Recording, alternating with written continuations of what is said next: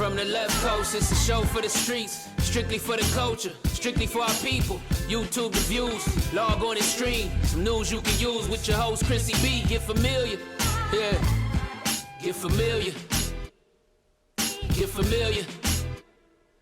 Get familiar. You gotta get familiar. Yeah. All right, we are back. Another episode of Get Familiar. I'm so glad that you guys are tapping in. Thank you so much to all the viewers, the love, the fans. I appreciate y'all. I'm your host, your creator, your girl, Khrissy B. I am back. It's Women's History Month, so we throwing it down for the ladies all month. This is about y'all and my guest. Hello, Miss Jazzy. Oh, Jazzy on IG. We don't know each other formally, but we're about to get familiar. We're about to get acquainted. We've been IG friends. And we have mutuals. And we have a lot of mutuals. Yeah, we have a lot of mutuals. Yeah. And I feel like, honestly, IG has just been a connecting force and a factor in a lot of people's relationships. So Absolutely. I don't really feel like, not that we know each other personally, but I feel like we kind of in the mix. Absolutely. Yeah, I feel familiar. Like I don't feel, it doesn't feel like a stranger. It doesn't feel like a stranger at all. So I'm glad to have you on. I'm glad to be here. To be able to highlight you. And I want to get your story. It's the stories for me. I want to get your story. I know you're a singer-songwriter. You have some things that you're working on. Some people that you worked with. And we're just gonna really dive right into it. Let's go. I love it. Let's go. Let's go. So yeah, I wanna get your story. And are you born and raised LA or? Not born and raised LA. I'm Cali girl, but it's tricky. So I grew up I was born in Orange County. I was born in Long Beach. Okay. I lived in Orange County for a little bit, and then I moved to Virginia. Then when I moved back to Orange County. Okay. Then I moved to the IE for a little bit. Okay. And then I moved to LA. Then I moved to New York, and then I moved back to LA. So technically, I've been in LA since 2003. Okay. I left from 2010 to 13. Okay. Then I came back. And when 10 to 13, I left and moved to New York. And that was like impromptu. I went and did shows and booked a one-way and never came home. Wow. So where do you consider home? Where do you call home? I consider LA home because I spent a lot of time here as a child, even though I didn't grow up here. I had family here. I was around. A lot of people that I know here can't quite understand why they think that they went to high school with me and they didn't, but it's just because I was always here. So I consider LA home more than anything. Orange County, I was a child, and I just went to elementary school there, and then we'd be moving around other places. Yeah. So I mean, it doesn't feel like home. Even now, like I've been here for so long. It's 2022. Yeah. So it's like. So did you go to high school? Grow up? I went to high school in Orange County and in Corona. Okay. Yeah. Corona. Okay. Yes, yeah, girl. Yes, I was like on the outskirts for real. Yeah. But I mean, oddly enough, I ended up here and just like in the mix of everyone. So it was cool. Blessing. Yeah. And you went to New York for music? Yeah, I went to New York. So I had a manager that lived in Philly, and he had a girlfriend at the time who was a booking agent. And she used to book for SOB. She booked for Joe's Pub. She booked for everything out there. So they booked me like a whole like Southeast tour, like I'll say from like New York to Delaware. And so I went there. I had a one-way ticket at the time. My cousin played for the Knicks, and I stayed with them. And I just was like, I'm gonna just stay here. And so I just stayed. While I was there, I did some work with like a lot of people in the city that I knew. And then at the time I was also working with Busta a little bit. So I was doing work with him there. So I just stayed. Yeah. I was like, there's nothing happening in California really for me. So it's no need for me to like rush back home. Yeah, exactly. So when did it all start? Like when did that fire and that spark for you start when you were like, okay, this is what I want to do. Let me get serious. Let me get passionate. I've done music.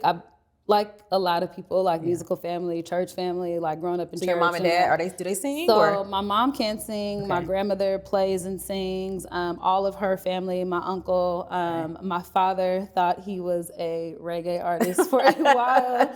He was in a group called Street Folk, and he was like a real like rapper. But none of that was like the main influence. I think it might have been the bass, but I'm just like a product of 90s R&B, and I loved it. It's the best era for music. Yeah. And so it's what I loved, and it's what I really like gravitated towards as a child. And so, I sang in church. Like I had no choice, kind of, but it wasn't my jam. Like that was not what I was trying to do. So when I got old enough, I was like, I'm gonna sing R&B music, and I just did. So when I was 12, I told my grandmother, like, I'm not going to college. I'm gonna go to school. I'm gonna finish high school because that's what you guys want. I'm not taking the college route. And then 2003, I graduated 2002, 2003, I met Bobby.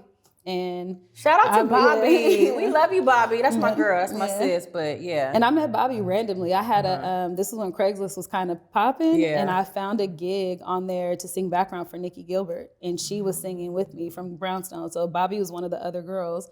And I met her and she was like, I want to help you. And she's like, if you want, you don't have to keep on driving from Corona to LA. You can come live with us. And I moved into her mom's house and was just, that was it. Bobby's another force too. Yeah. She's unreal. Yeah, she's unreal. She has so many talents. It's crazy. Yeah, but she comes from that. Her mom is like that. Like her sister is like that. Like she comes from that kind of family. So yeah, it's like a no-brainer for her to be who she is. I love that inspiration, that 90s R&B. I always tell people, I'll argue. People like, you have an old song. Like, there's no error shitting on 90s music. Nothing like it. Like nothing what? like it. And it's just like you can run the gamut from like top to bottom. It's just like, I mean, we're talking from like Jodeci to like even like Destiny's Child. Like they're still like, I mean, Writings on the Wall, or no, maybe no, it was like 98, 97. Like it's just like it has that was like their first feel. Those were their first singles amongst that first. Yeah. And that whole album, just in general, is just like a really good feel. But everything in that pocket, it's just like it's good music. Yes, it's like I agree.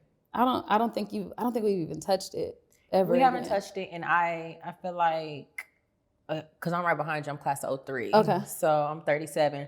And for me, you know, I wanted to be Brandy. Yeah. I wanted to be Monica. Yep. You know, like I was listening to Lil' Kim. I should have been listening to Lil' Kim. But the Little Kim. Listen, why are we singing Foxy Brown? Why are we rapping Foxy Brown at?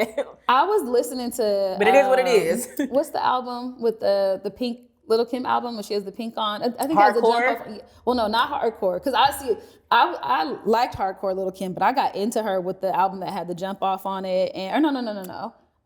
The jump off was like, so I don't know what year. The pink one. I don't remember. I have to look it up. I feel like I don't want to revoke my music card. We're not going to do that to each other. But yeah, there's something. I know what you're talking about, though. But I used to listen to it, and when I look at it in hindsight, I'm like, oh no. Like, I should not have been listening to none of that. None of that. But I mean, none of it. It was good. We loved it. What you want us to do? Nothing. That was it. I know my mama ain't talking because some of that shit they was listening to too. Was, you know, but it's a part of us and our foundation. Absolutely. And why we love it now. But like I said, there's no era like it. I'm with you 100%. In the 2000s, we have a little bit in the early 2000s, like the Timbaland, Missy, like that Magoo, that like Virginia vibe that they created within like that whole Can't Play It, all of them, like what they did. Cheers to You. Cheers to You, all of that. Like, you know, that whole era was like really, really strong. Conceptually, the songs were unreal. Like what they were talking about is just like, just being clever. And I don't think that we've even touched that again. I know that the Clutch was like a writing group and a writing crew, and they kind of did like some of the songs they did with Omarion, and you hear sometimes when you listen to like James Fauntleroy, he's very conceptual. Absolutely. But it's like overall, people aren't even they're not telling stories anymore. It's straight to the point. It's just not as fun. Some of those things that are creating, not to say across the board, but sometimes like it's nothing like that era of music. It's just like storytelling at an all-time high. Yeah, it's conversations I have like. And I speak my truth about it because I love R. Kelly. Yeah, listen. I don't condone. No, you cannot condone that he did you cannot, or was doing. Yes. But let me tell you, what we're not going to do is take away that we're not going to discredit him. Genius, musical genius. That he is immaculate when it comes to his writing, his lyrics, his melody. He's so strong. He's so strong, and I get it. Yeah, because everybody is like, he was talking about little girls, so I can't listen. And I don't know that I know 100% he was talking about little girls. You know, listen, it's tough. It is. It's a slippery slope because if that's the case, and I hate to do this, but Belle Biv DeVoe was talking about certain shit they shouldn't have been talking about. You know what I'm saying? Aaron Hall was saying shit that he shouldn't have been. Aaron Hall has a song literally about, it sounds like he's taking somebody's virginity or something. You know? It's so many. Yeah. We just are choosing to hyper focus on him because we know more. we know more. It was Yeah. exposed and it was Yeah. put out there. But again, I'm not trying to go tit for tat. Yeah, I feel you. But everybody was doing it, and I'm not trying to say that it was right. It wasn't right. It's not but I get what you're saying. Yeah. So I just want y'all to feel me on this because I don't accept. I have a kid, I have a daughter myself. Yeah. So I'm not accepting that. We're not accepting it. But if we talk about his musical talents, which I think that's strictly just all it. that we're on. Yeah. He was a genius. Yeah. He is. A genius. Yeah, and he is. it's the same how I feel about Bill Cosby. Oh yeah, I'm not watching the Cosby Show. Like I'm sorry. I don't even have the conversation a lot of times with people because I'm just like, I'm not gonna take away what he created for the Black family visually. I'm just not. So I get it. I get what he was doing. The foundation. Yeah, I'm not gonna take it away. It was amazing. Yeah. And it depicted a strong Black family. Yeah, which is not what you see at all. The next time you saw that was Fresh Prince of Bel-Air, and then after that was very broken. Everything was extremely disjointed. It was never like a unit. I don't know that Family Matters, yeah. Yeah. What else? I don't think think a lot of shows. It was Fresh Prince, it was Family Matters. You had a lot of Black shows. Yeah. Even with just girlfriends, living singles, all those shows from that era. Yeah. But they were the first family. Exactly. Yeah. Family-wise, yes. Yeah. When the mom had a great job, the dad had a great job, the kids were in college, they were growing up under a healthy roof. Yep, it wasn't no craziness. Yeah. So for sure. We know that the drive and the spark, of course, started in the 90s, came from 90s music, and we just had a whole conversation about that's our era. Yeah. That's our era and our foundation. So do you remember, like I love asking this question, do you remember your first song that you wrote? Oh, the first time you put like pen and paper together and you wrote your first song? So there's a yes to that, but there's two occasions where it was like, this is a song, but it's not a song. Yeah.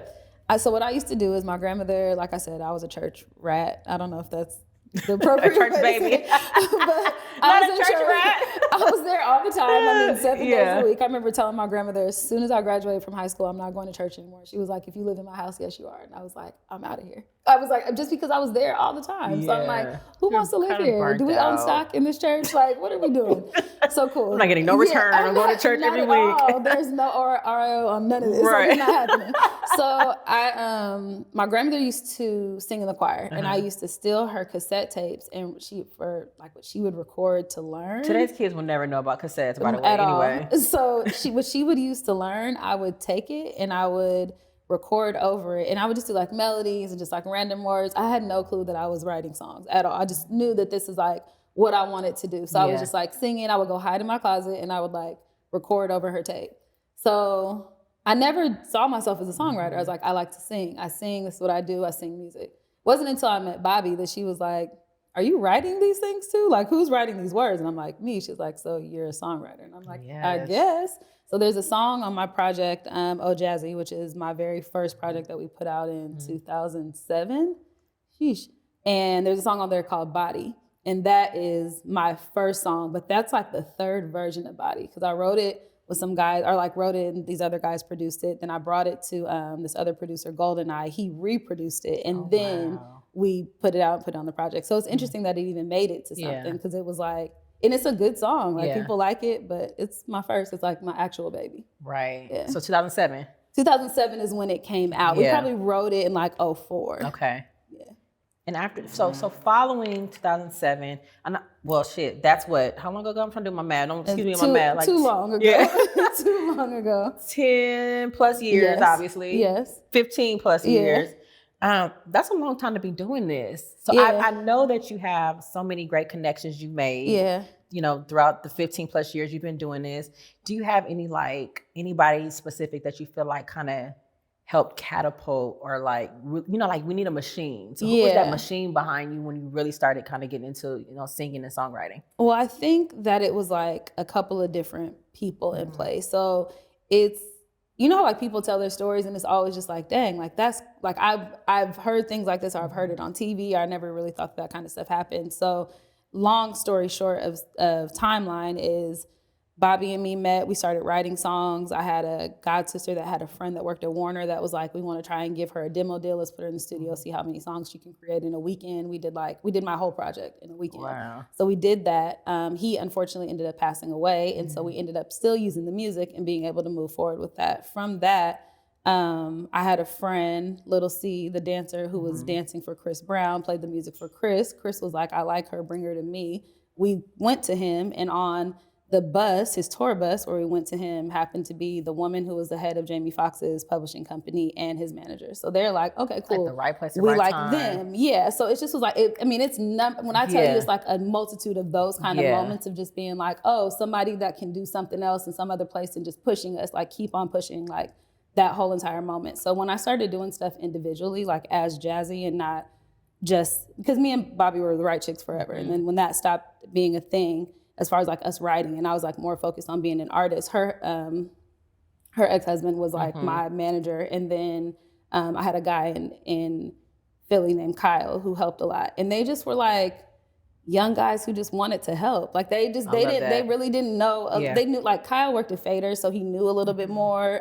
James is just smart. And so it was just like, this is what we're doing. And we're gonna just put whatever we can behind you. We're gonna help, we're gonna use all of our resources. And everybody just, it was like very communal. It wasn't like one person. It wasn't, it was just like a thing. Like everybody really just like helped a lot. So I love that. Yeah. Yeah.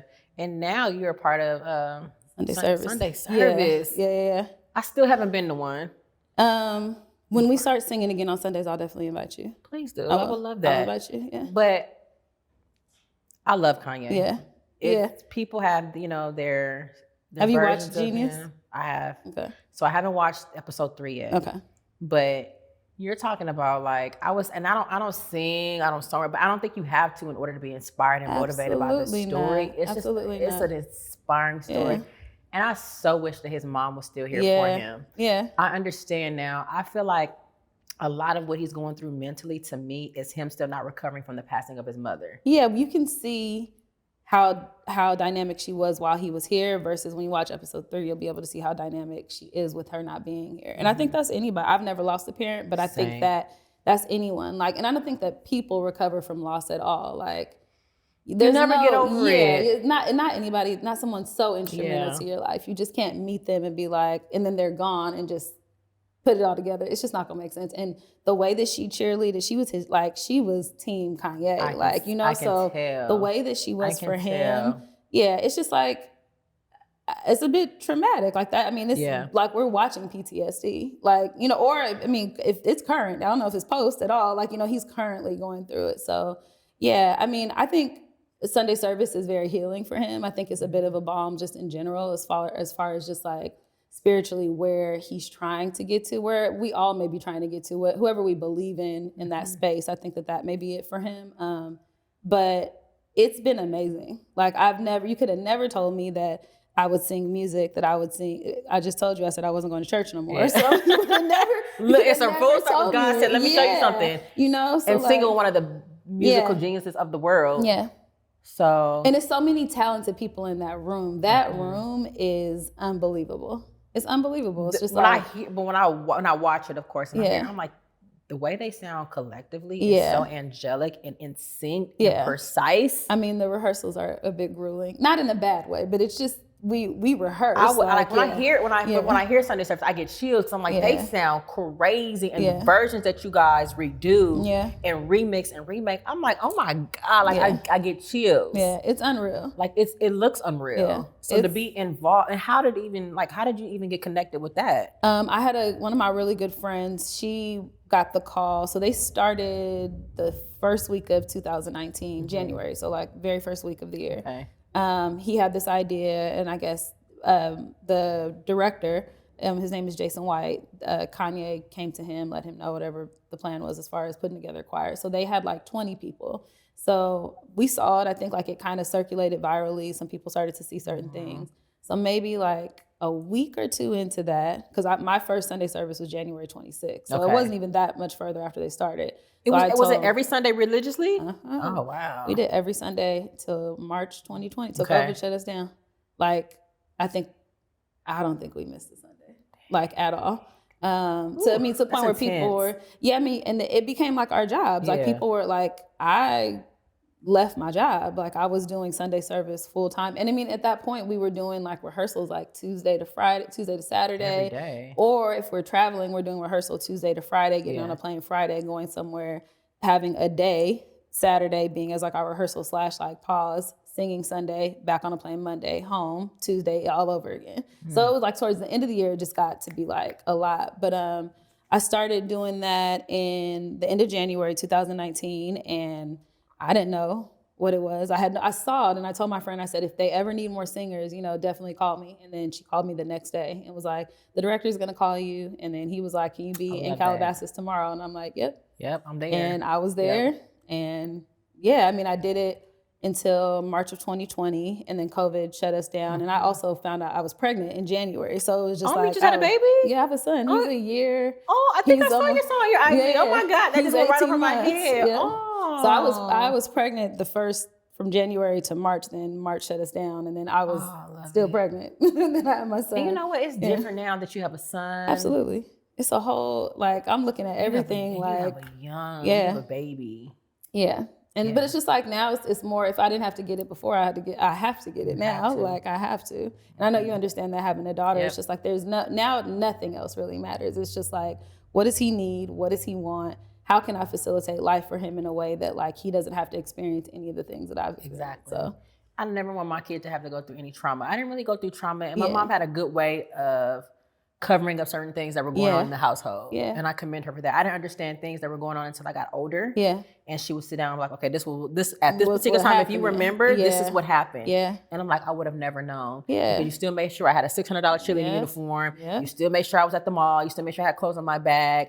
And even if the lights were out, you made it so, you did it so well. You covered it up so well that we really didn't feel it. Yeah. We didn't feel anything, So that's what we're supposed to do. Like you're supposed to, I mean, I don't know. My biggest thing with my son has always just been I don't want to give him any of the things that were given to me unknowingly. My mom had me young. She had me, she was 19. Okay. So my mother was a child. I could not imagine having to care for someone, a whole human being. Like I had my son when I was 35, and I'm like, that's a great age though. I mean, yes. You were able to experience a lot of things. Prior to having him, but it's still like, I still feel like a child sometimes. Like I don't feel like at heart. That's why. I still very lighthearted, but also just like if I would have been 19 having to care for him, that sounds crazy. Not in a bad way. Just it's just it is what it is. Yeah, but it's just like the idea of like. And so I commend her for just like. My mom went to school. We moved to Virginia. She graduated. She got her degree. She did what she had to do. Yeah, I mean, she just got her doctorate not too long ago. That's like amazing. She made it. She made her life her mission as well. But she made sure that we were taken care of. Because I have 2 brothers, but they're from when she got married. But when it was just me and her, like I don't recall there being like. I mean, there obviously like you have things that have happened in your life, and it's just like life. Life was lifing at points. But the overall is just like I don't look at her like. The things that happened in my life, like not necessarily blaming her for like anything, just like making sure overall that like anything that I feel like I may have had to deal with, whether it be through her or my father, that my son just doesn't have to get any of that residual, that like I like make sure to heal myself. Absolutely. Some way so that he's good. And then just like, I don't know, I think that like our parents didn't really know what to do because their parents didn't really know what to do, and their parents' didn't really know what to do, and that just and it's I mean they only going to teach us what they've been taught. And I think that if you look at it, because I had to look at like my mom and my grandmother and my great grandmother and just like knowing them, because I had my great grandmother until I was in the 5th grade, so I remember her vividly. So it's just like looking at generationally like what was happening, and I'm like. I'm not going to do that with my kid. I'm not doing this. Like certain things I'm just not doing. And I'm just going to give him a better experience. Not that they did a bad job. They did what they could with what they knew. But I think that our generation is like. I agree 100%. Yeah. We have a lot more knowledge, I think, of like how to, a lot like the human experience, I guess. And that kind of sounds weird. But I get you. I'm 100% with you. Because I tell my mom all the time too. We talked about this and we had conversations too. And I'm just not raising her how I was raised. There's no shade, because she's gonna watch this. Hey, mom, but there's no shade. But no, I'm doing it completely different. I'm sitting down having conversations. I'm not gonna spank you. I'm not gonna whoop you. But I want to understand why you did what you did. You need to talk to me. And you know what? And I'm gonna give you the floor. What Black people think that is raising your children how white people raise their children. hate that. And I think that's really unfortunate because I'm just like, what does that even mean? yeah, because I'm allowing my child to communicate and I'm allowing them to be a person because they still, at the end of the day, if I'm gone, they still have to live their lives as a human and grow up as an individual. So I'm not going to stifle that in any way. Absolutely. I'm going to let you be you. And even if because my son, he's at an age right now where he's throwing tantrums. And my mom is two, right? Well, he's 18 months. 18 months. So but still, that's that age. Let me tell you. Listen, it's serious. Terrible twos is real. I'm terrified. Like, no, it's real. I'm terrified. I'm like, let me prepare you from 2 to 4. Four is exactly the window where you're going to be exhausted. Well, I'm already very tired. I'm already It's a very like interesting stage. Because once they grow out of that, you're going to be like, oh, he's going to be a homie. Yeah. He's going to be a homie. Yeah. He's going to start turning into like himself. Yeah. Understanding himself. Yeah. He's going to start doing his own thing. You're going to start noticing a little bit more independence. Yeah. But from 2 to 4, it's terrifying. Well, it's weird because he's actually extremely independent, which is even. Oh, he's starting early. Yeah, like your boy, he wants to do. He does not want us for anything. Like if he starts to figure certain things out, he doesn't. He's like, okay, cool, I got it. Like show me once. That's how we're doing it. Cool. So he's very independent. But these tantrums, I'm just like, what year was it? When was he born? He's a Virgo. Oh, I love zodiac sign. I love trying to figure y'all out. Yeah, he's a Virgo. And what sign are you? I'm a Scorpio. And what about his dad? He's a Leo. Oh, y'all got a very interesting dynamic. That's my Leo, Scorpio, Virgo. So I'm a Scorpio sun, I'm a Virgo rising, and I'm a Leo moon. Which is odd that the 3 of us are even that. Yeah. Who are you? Capricorn. Oh, okay. Yeah. Okay. Yeah. Yeah. I like Caps. And my daughter's a Virgo. Oh, okay. When's her birthday? She's September 10th. Okay, my son's the 3rd. Okay. Yeah. So and her dad's an Aries. Oh, okay. So fire. Yeah, a little fire. It's a very interesting dynamic, but it works for us, you know, like as far as co-parenting. And making it work. And that's same here. Like it's like it's a good dynamic. But my son is just, I'm trying to figure out who told him how to throw tantrums. Like did somebody come to you in the middle of the night? That's what they do. Yeah, well, I read that it's like he doesn't understand how to explain himself or express himself. So he yells a lot at us. And I'm like, he's cussing though. Like in my mind, I was like, you're cussing. And when you can talk, you're going to cuss at me. And unfortunately, I love a cussing kid. So I'm like, I don't really know how upset I'm going to get if he like says shit or something. You're probably going to go in the corner and laugh. Like, don't do that. But I'm going to go over here and laugh. My god sister used to cuss like you would not believe. And I thought it was the funniest thing ever. Everybody's like, it's not cute, Jasmine. I'm like, no, it's really funny. Like, if she knows how to use it appropriately, it's pretty funny. That's hilarious to me. Yeah. But you know what? It's a form of expression. I hate to say it. Everybody's like, well, don't. I'm like, what you want me to do? Spank him? He ain't gonna listen still. He ain't gonna if I whoop him, he's still not gonna listen. He's not gonna stop. He's actually gonna cry more. Yeah, it's gonna go on for a whole nother hour. So that was the conversation I just had because my mom was like, just pop him a little bit. So he hits back. So it's just like he fights. He's a fighter. Like I don't know. He hits back. So I told his dad, I was like, I think he's getting close to like a pop. And he was like, no, he's not. He's like, because he doesn't understand. So if he's crying and you pop him, he's going to cry some more. And then we just have to deal with him screaming. So like, we're not hitting him. We'll just wait till he can talk and then we'll talk it out. And I'm like, oh, that's funny. Because I'm ready to like thump him or do something because he's so a little wild. thump is okay. You got to give like a little. Yeah, something. Yeah. Something. It made me a little like, like in the mouth, like a little something. Like, oh no. I hit him the other day like a little pop. And he was like, he hit me so hard. I was like, yo, this is like, crazy. Bro, like you got to calm down. I was like, all right, I'm going to leave you alone. I'm going to leave you alone. Oh my God. We fighting against an 18-month-old. That's hilarious. Yeah. But... Well, I mean, congratulations on that. I mean, being a parent is it's life-changing. It really is life-changing. And then, like you said, it's going to put a little extra pep in your step because now you have another person you got to take care of. And what I believe in too is like eventually when he gets older, you're going to bring him into your world. He's going to see what mommy is doing and he's going to see like, dang, like she's doing it her way. Yeah, he's come with me to rehearsal for Sunday service and he came a couple of weeks ago. And when he was in there, he was like enamored by the people. He was just like, wait, what? We got our little dog. Okay, it's cool. Hey, Kobe. Okay, bye. Go, call him. This is real, so we keeping it rolling. We keeping it rolling. We keeping it rolling. Our dog is on set. He's chilling too. Okay, but yeah. Yeah, no, he came in there and he was just looking at all of us. Like he was like, he woke up, he looked around, like he likes music. So Yeah. he was just like, this is tight. But I didn't keep him there for long. I was like, He's not gonna sit through that. Yeah, no. Yeah. So now moving forward, we're in 2022. In the past 2 years, I know it's crazy. We've been in the pandemic The whole time. the whole entire time, and I never would have visualized us in a pandemic. Yeah.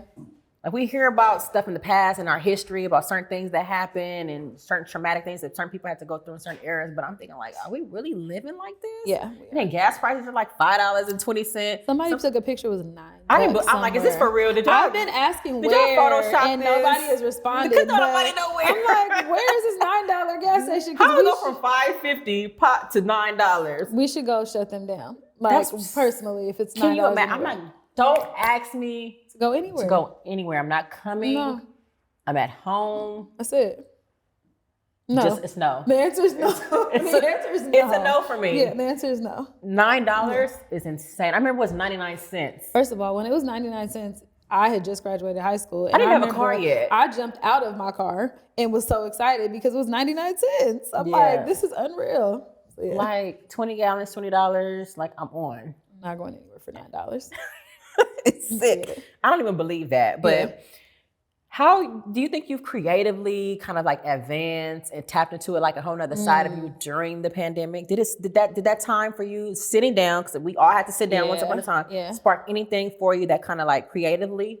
So I would say for me, it's like music is my love. Like that's something that I can just do without thinking about it. But I have a 9-to-5 and I work at an ad agency as a project manager. And so I see a lot of different ways into things, to brands and different stuff creatively. And so that alone has sparked a lot of different ways of thinking for me. Yeah. So music is the passion. That's what I'm gonna do regardless. But then I'm like, all right, well, what are other ways to get the bag?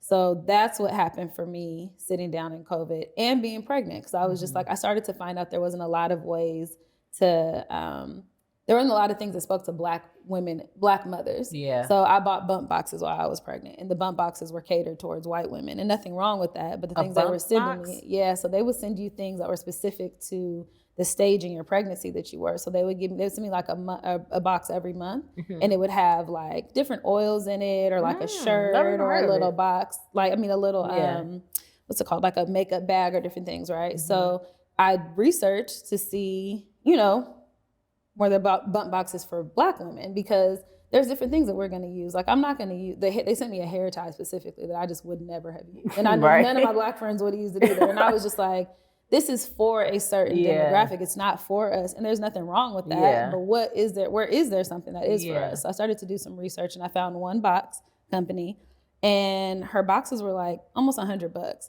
And it wasn't that they were bad. Was it worth $100? It was not. I only got one. I only got one. But in that moment, I was like, there's an outlet for women. And I remember somebody telling me that, like, if you want to sell something, that you're going to need to sell things that are never going to go out of style. So people are going to always buy Bibles. They're going to always buy socks. They're going to always buy underwear. There's certain things that people are going to always buy. Necessities. Babies are always being born. So how do I speak to women that I know that are having kids that, are going to give them something? Because I looked forward to that while I was pregnant. While I was pregnant, I was like, oh, these are cool. I like the boxes, even though they didn't always have something for me. So I started to just like do some market research, because around that time is when all the Black Lives Matter stuff had started to flare. Yeah. So everybody was like, here's all the Black businesses, support this, support these women, support this. So I have like a list of just like companies that like are smaller, that are like willing to like piece up, not necessarily donate, but like, give certain things to be a part of, boxes. So that's something that I'm working on. So other things are just sparked creatively. I have a friend who's also an artist, and we're doing a mom podcast, but it's going to be a live podcast. I love that. Yeah. And it's just going to be, I'll tell you the name. Yeah. Okay. Yeah, I'm interested to hear about that. Yeah. I mean, and I actually will have you come. It's going to be really fun. Okay. But it's just an idea that me and her had over like a drink, and I was just like, this is brilliant. And when I did some research, I saw that nobody was doing it, and I'm like, nah, we're about to do this. So it's just like, there was other things that were sparked. Musically, I was always inspired, and I was inspired in different ways.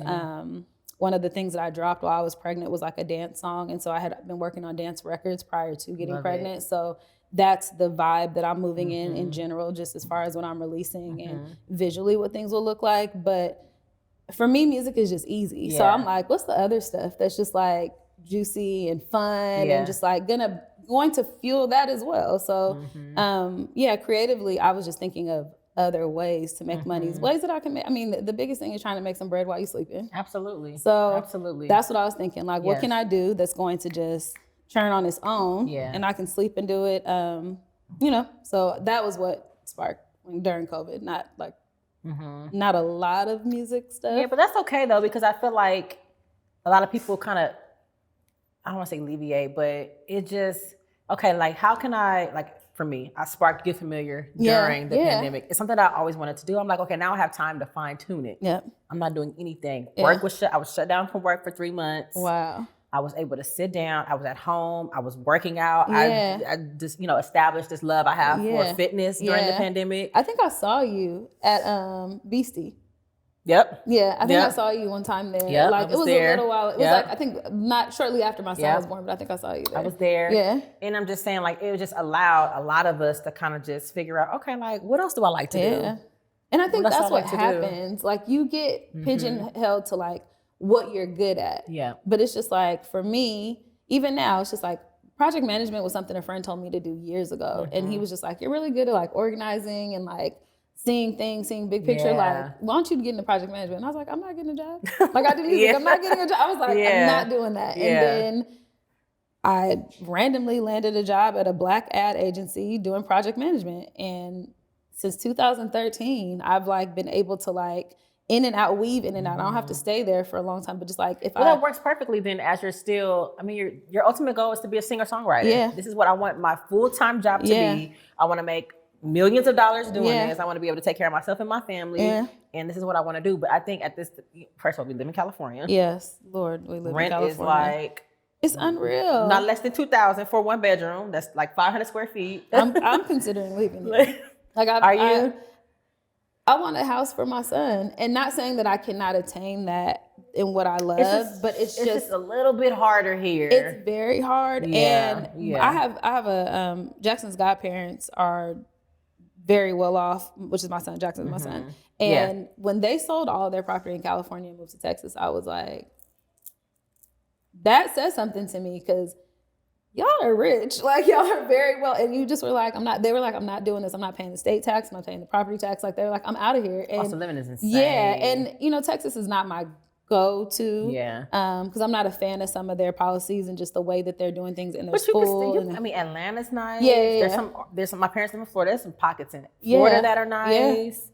So I'm kind of with you. Yeah. My mom been trying to get us there. I'm like, I don't know. Let me give me some time. Give me a time. I feel like I could still make it here. I mean, we can make it here, but it's just like, to really have the quality of life that we want, it's just a grind. A grind. It's constant. And I never realized it until I started seeing my friends leave. Like, when I saw like my close friends leave, I was like, oh. Yeah. So I'm the dummy. I get it. I mean, like, and it's not even necessarily that. It's just like, I understand that, like, you guys, we don't have the same dreams. Like, I mean, I could do music anywhere. Yeah. That's what we're learning now. Yeah. Like, the pandemic showed us that. I mean, if social media didn't show us that, like, COVID really showed us you can do it wherever you want. But at the end of the day, I'm like, I don't know that I'll be able to get something amazing here. And I don't want to go back and live in the IE. I'm not going back there. Like, I'm not. I mean, Corona is like the outskirts of the IE, but I ain't going back. Like, you can. No, I hear you. Like, this is where it is. Yeah, I'm staying right here. No, this is where it is. Yeah. For real. Okay, well, I want to shift this just a little bit. Yes. So I played this game with Kenyon Dixon. Shout out to Kenyon. Kenyon was one. Kenyon on Sunday. I love him. He was one of my first guests when I launched Get Familiar, and I played this game with him to test how good he knew his R&B. Oh, okay. Kenyon failed a question that I didn't think he was gonna fail. Oh God. Okay. I'm like, bro, I'm not gonna revoke your R&B card. Yeah, no, please don't. What's the question? Oh Lord. Okay. No, so it's a couple. So off the top of my head, so okay, let's get into it. Okay, so Brandy has a song, Best Friend. Who was the song about? It's about Ray J. Thank you. Ding, ding, ding. All right. We warm it up. Okay. There was a song. I'm so nervous because I'm just like, I Name of know the stuff, but song. I'm nervous. Okay, singer-songwriter. Well, I want to say songwriter, but Usher had a song. And this particular song and album was during the time that he was dating who? That's the first part.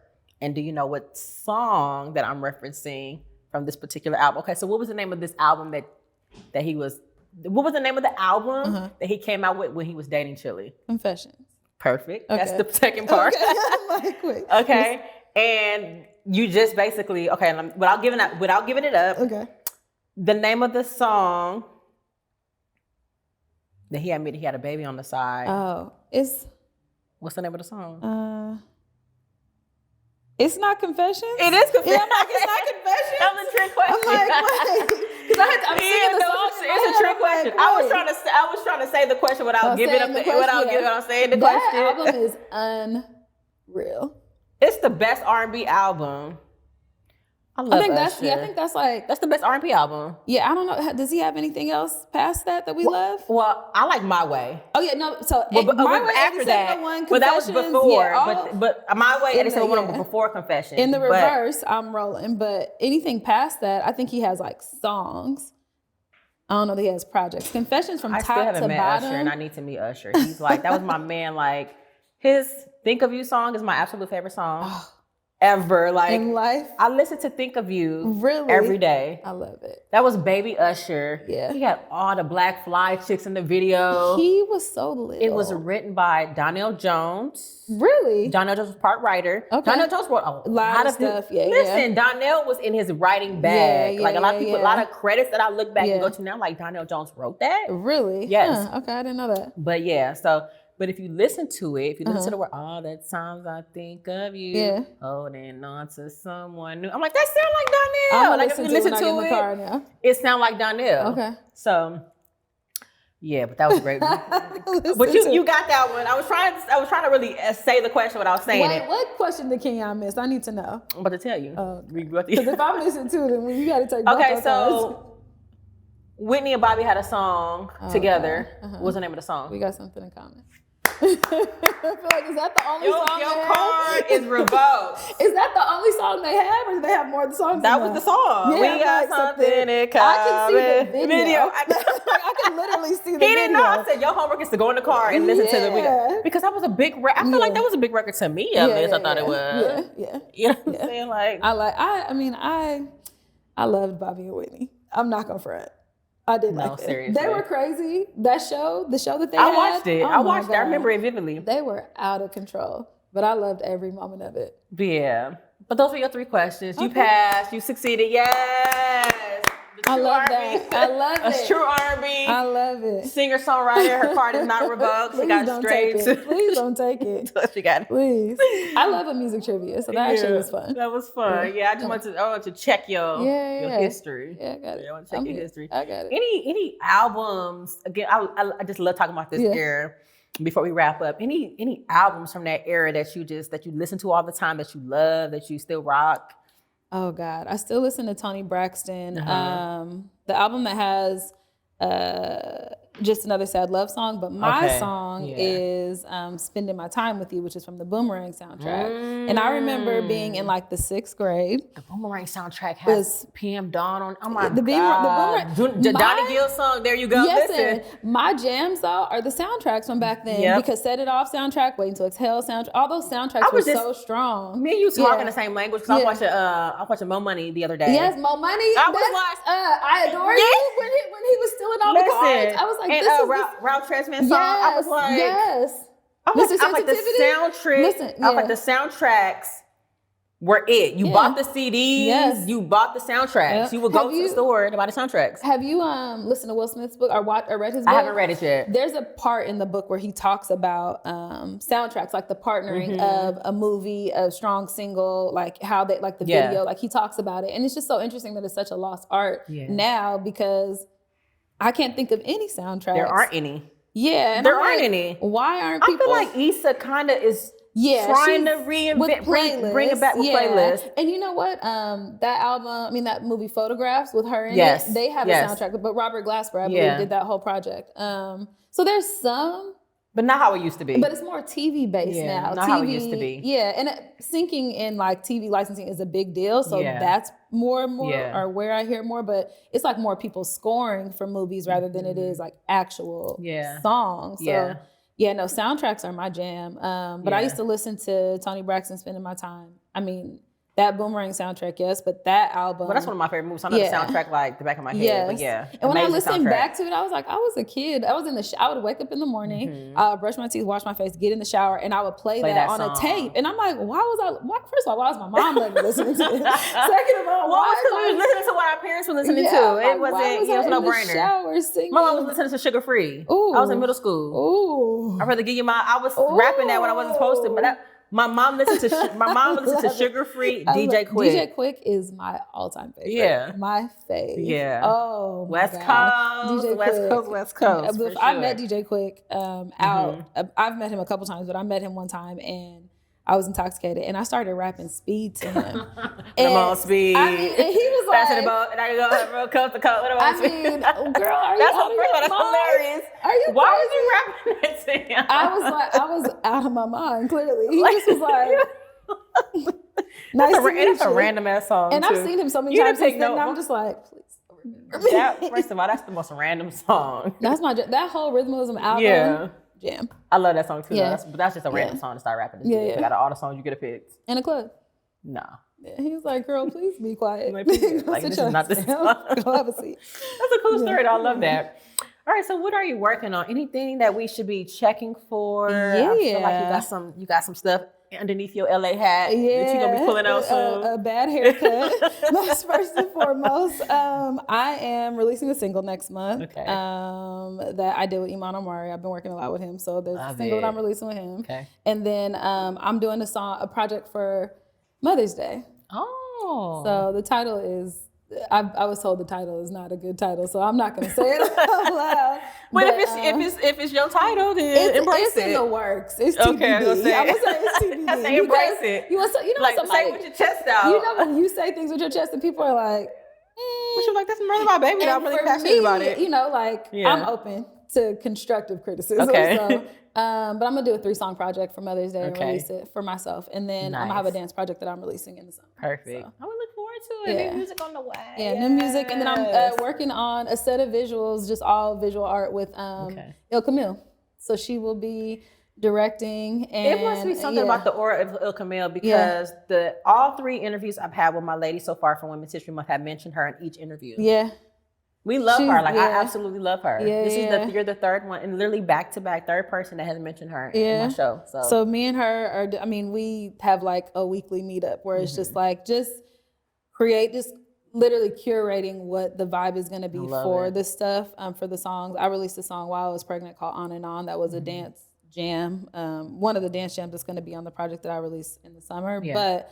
I want to do, I expressed to her what I wanted to do visually for it, and she just got it. And so we're just like putting the pieces together. So it makes a lot of sense. We're shooting it in May. Yeah, I love it. It'll be out in June. So that's what we're doing. So I'm just tapped in. Being creative. As creative as I can be while like balancing being a mother and balancing having a job and balancing trying to balance. So, you know. balance. Listen, that's all you can do. Yeah. That's all you can do. So that's what's going on. Yeah, I love it. Well, I'm tapping in. I'm going to stay tapped in. I'm tuned in. I'm locked in. Yeah, and I will share all things with you. I appreciate that. Thank you. Keep me in the loop. I will. Yeah. 100%. This was good. I love sitting down with you. I feel so much more acquainted. Yes. We needed this. Listen, we needed to get familiar. We needed to get familiar. Absolutely. How can we stay in touch with you? Drop your socials. Yeah. Social. Jazzy. Across the board, everywhere. If you want to find me, it's OHJAZZY. My website is iamjazzy.com, and from there you can find everything. You can find my SoundCloud, my Spotify, Apple, wherever you want to hear any of my music, it's all there. And then, social. I just learned about Reels the other day. I sound real old because Reels have been... It's a lot. Right? So for me, it's like, it's Reels, it's TikTok, it's all these things. But I'm just like, no, I'm about to use this social media. I'm on here way too much. I'm Figure it out, learn it. So I've just we have no choice. like not one, not a little. So I those are how you can find me. Jazzy across the board, anything, Twitter, Instagram, Snapchat. Do people use Snapchat anymore? I use it for the filters. That's it. It doesn't have the best filters. I bring them straight over to Instagram. Because let me Thanks, tell Snapchat. you, Instagram's filters be moving on your face. You move a little bit. Why you really sound aging us? No. Like, listen. I'm just trying to tell you. I be watching people's videos sometimes like, damn, that filter just fell right off her face. Oh my God. Well, thank you so much again for joining me. This was really fun. It was. Really fun. Okay. It was. We are out until next time, y'all. Thank you so much for tapping in. Peace. Bye.